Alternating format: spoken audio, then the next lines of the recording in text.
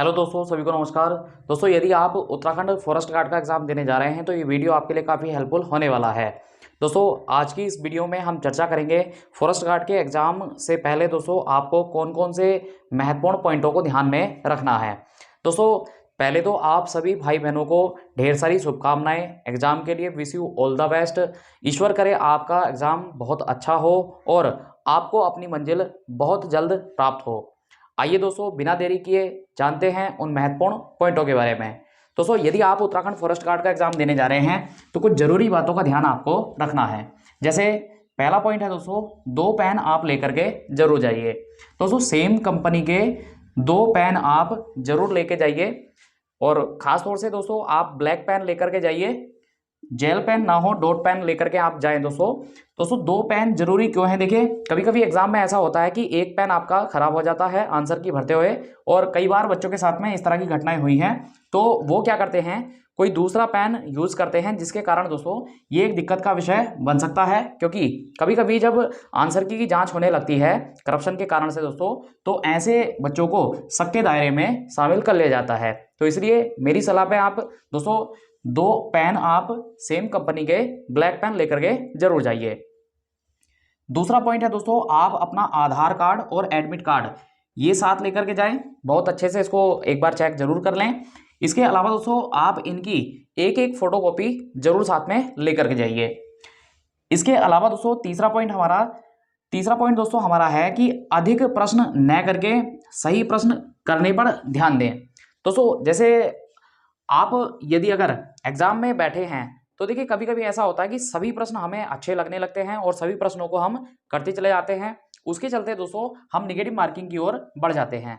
तो एक बात का आप ख्याल रखें, क्वालिटी क्वेश्चन को ही पढ़ें। आप जिस प्रश्न का आंसर 100% जानते हैं उसी प्रश्न को आप कोशिश करिए अटैम्प्ट करने की, और ज़्यादा प्रश्न आप अटैम्प्ट ना करें। इसके अलावा दोस्तों एक पॉइंट हमारा है, आंसर शीट ध्यान से भरें। दोस्तों, जब आप प्रश्न पत्र का हल कर रहे होते हैं तो आंसर शीट को आप बिल्कुल ध्यानपूर्वक भरिए। कभी कभी दोस्तों ऐसा होता है कि आपका आंसर तो विकल्प ए में भरना है, लेकिन आंसर की जल्दबाजी में भरते हुए ये विकल्प बी में भर लिया जाता है। दोस्तों, आप सभी को पता है कि आपके एग्जाम में 1/4 नेगेटिव मार्किंग है, और इसके चलते दोस्तों आपका एक जो गलत प्रश्न है वो आपको मेरिट से बाहर कर सकता है। तो आप इस बात का ख्याल जरूर रखें कि आंसर शीट जब आप भर रहे हों तो आप बड़े धैर्य के साथ में आंसर शीट को भरें। इसके अलावा दोस्तों 5वां पॉइंट हमारा है कि आंसर शीट खाली न छूटे।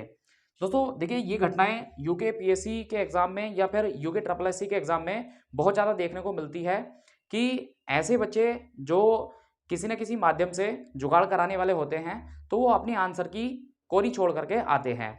दोस्तों, आप भी अपने परीक्षा कक्ष में इस बात का ध्यान रखें कि आपके परीक्षा कक्ष में कोई भी बच्चा ऐसा ना हो जो आंसर शीट कोरी छोड़ करके आ रहा है। यदि आपके एग्जाम हॉल में कोई ऐसा विद्यार्थी है जो आंसर शीट कोरी छोड़ करके आता है तो आप इसकी सूचना दोस्तों आपके परीक्षा कक्ष में जो अध्यापक हैं उनको जरूर दें। अन्यथा उसका रोल नंबर दोस्तों आप जरूर नोट कर लें और हम तक पहुंचाएं। हम इनके खिलाफ में कार्रवाई जरूर करवाएंगे। दोस्तों, अगला पॉइंट हमारा है, जल्दबाजी बिल्कुल ना करें। देखिए दोस्तों, कभी कभी ऐसा होता है कि जब आप परीक्षा हॉल में बैठे, पेपर आपके हाथ में आया, तो शुरुआत के दोस्तों कभी कभी ऐसा होता है कि शुरुआत के सारे प्रश्न जो हैं वो हमें अच्छे लगते हैं और हमारे पढ़े हुए होते हैं। जैसे मान लीजिएगा स्टार्टिंग के अगर 10 प्रश्न हमारे पढ़े हुए हैं तो हमें ऐसा लगेगा कि पेपर बहुत ईजी है और आप बहुत जल्दबाजी कर देंगे फिर, और सारे क्वेश्चनों को आप अटैम्प्ट करते चले जाएंगे। उत्तराखंड पुलिस में भी दोस्तों यही सेम दिक्कत देखने को मिली। उत्तराखंड पुलिस का एग्जाम काफ़ी ईजी था, और इजी एग्जाम होने के कारण से दोस्तों ऐसा हुआ कि बच्चों ने नेगेटिव मार्किंग बहुत ज़्यादा कर दी, और उसी के चलते वो विद्यार्थी मेरिट लिस्ट से बाहर हो गए। तो एक बात का ख्याल आप रखें दोस्तों, यदि आपके शुरुआत के प्रश्न आपको याद आते हैं और आपको लगता है कि ये प्रश्न का आंसर मुझे सही से आता है, तो आप जल्दबाजी बिल्कुल ना करें और बड़े धैर्य के साथ में पेपर को आप अटैम्प्ट करिए। दूसरा दोस्तों, उल्टा भी कभी कभी हो जाता है कि स्टार्टिंग के कुछ प्रश्न हमें नहीं पता होते तो हमें लगता है कि एग्जाम बहुत ज़्यादा टफ है। तो आप ऐसा भी ना सोचें, एग्जाम में हो सकता है कि दोस्तों शुरुआत के प्रश्न आपके याद के ना हो, लेकिन बाद के जो प्रश्न हैं वो आप बहुत अच्छे से कर पाएँ।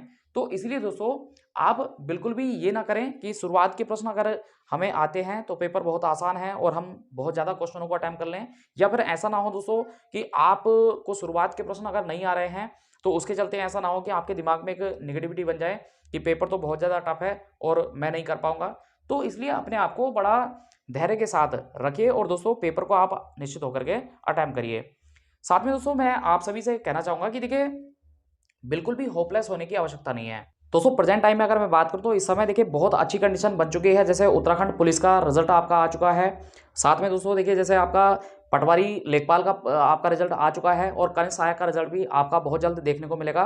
पिछले एग्जाम में जो बच्चे सेलेक्ट हो चुके हैं दोस्तों, तो इसके चलते दोस्तों निचले लेवल पे भी बच्चों को सेलेक्ट होने का चांस पूरा मिलेगा। दोस्तों इसी तरह की बेहतर अपडेट पाने के लिए आप जुड़े रहिए हमारे साथ। जय हिंद, वंदे मातरम।